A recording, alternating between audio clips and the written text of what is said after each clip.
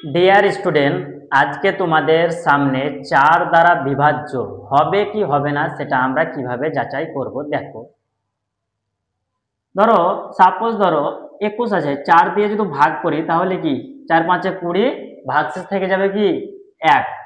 ঠিক আছে, তাও এটা ভাগ যাবে না।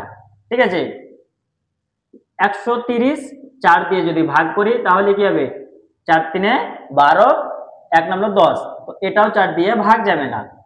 20, 4 দিয়ে ভাগ যাবে। 28, 4 দিয়ে ভাগ যাবে। এগুলো 2 অঙ্কের বা 3 অঙ্কের ক্ষুদ্রতম সংখ্যা, ওই জন্য পাচ্ছি। কিন্তু এত বড় সংখ্যাগুলোকে কিভাবে আমরা করব বন্ধুরা? তো এর জন্য একটাই থিওরি আছে। দেখো, 4 সমান কি 2 এর স্কয়ার। আর আমরা 2 এর বিভাজ্যতা কি দেখেছিলাম? লাস্ট অর্থাৎ এককের ঘরের অঙ্কটাকে যাচাই করলে আমরা হয়ে যাচ্ছিল। কিন্তু 4 দ্বারা ভাগ, একক আর দশক এই দুটো সংখ্যাকে ভাগ করে দেখবো। তাহলে পুরো এই সংখ্যাটাকে কেটে দাও। 32, 4 এর নামটাই আসছে বন্ধুরা, অবশ্যই আসছে, 4 8 32। তাহলে পুরো সংখ্যাটাই 4 দ্বারা বিভাজ্য। কেটে দাও। 21, 4 দ্বারা কি বিভাজ্য হবে বন্ধুরা? হবে না, পুরো সংখ্যাটা হবে না। কেটে দাও।